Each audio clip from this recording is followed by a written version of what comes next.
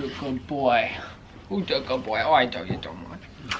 I told you so much. Oh, yes, I do. What's up, guys? I'm Jasonfunk. Welcome back to another video. I never thought I'd be making this video.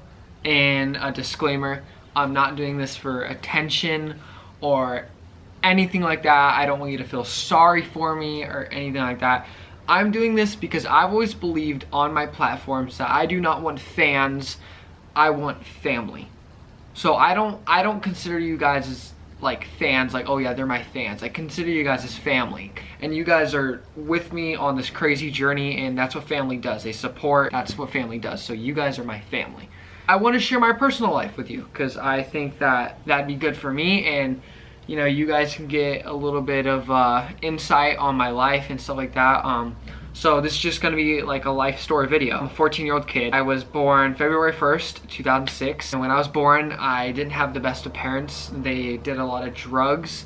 And my biological mother, which means my birth mother, actually did lots of drugs while I was still like in her stomach. While I was being made, she did like heroin and cocaine, and she smoked weed, and she drank alcohol. So I'm very lucky that I came out as good as I am. I don't have any mental problems or health issues or anything like that. So I'm very lucky, because most parents that do that, their kids have a lot of issues because of the drugs that they did. I was gonna be put in foster care and some really, really bad stuff. So basically, I was adopted. Very lucky that I was adopted. A couple years down the line, my mother and father started not getting along. They got a divorce. It was kind of rough doing the, you know, the separate house thing, having to go to my mother's house and then come back here. It was something to get used to, and I was such a young kid at the time, like I didn't really know what to do. Around when I was 4 years old, my mother started drinking and doing a lot of pills and taking pain pills. She started physically abusing me, and I don't mean like spanking me or anything. I mean, she literally started physically abusing me.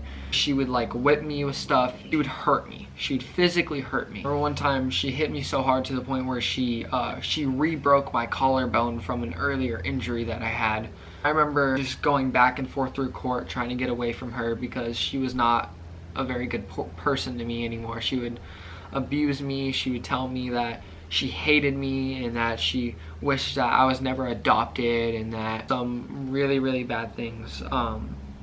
And as you can imagine, as a young kid going through that, it was a little rough. I went through that till about around 12 years old, and I finally got out of that situation, thank God. I'm telling this story to you guys because it was a big part of my life.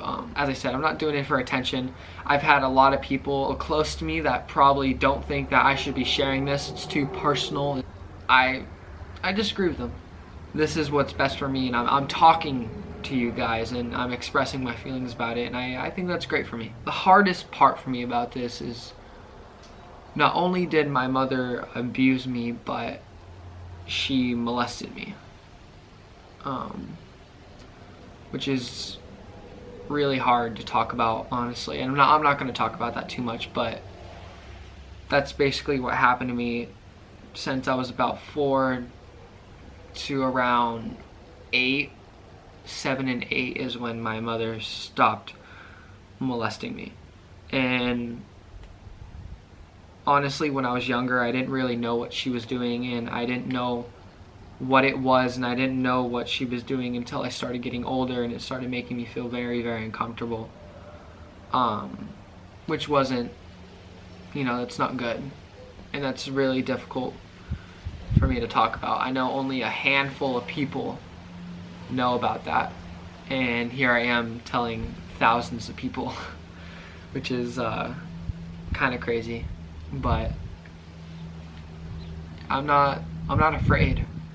You know, it's okay. And if I think of it as that, if I went through that situation, then I want to be able to help as many other people that went through something similar to that, like the abuse, like what the other thing. I want to be able to help you guys. And I want you to know that if any of you guys went through that as a kid or are going through it now, that you're not alone. I promise you, you're not alone. It was a really big part of my life. And I did a lot of things to cope with it. I was a motocross rider for a very long time. I used to do motocross so much, and it's still a huge part of my life. And I want to say that my dad helped me through all those situations, and he fought in court, and he did everything he could to help me. I'm so grateful for my dad. so amazingly grateful. I love my dad so much. My dad is my best friend. Like, he's someone that I can be myself around. And I feel like a lot of the parents and kid relationships, you can't do that. I feel like a lot of kids can't tell their parents about their personal issues. It's sad. And I'm very grateful that I have the relationship with my dad that I do. I've been through a lot, but that has made me who I am today. And I'm very grateful for that. And I'm a very, very positive person.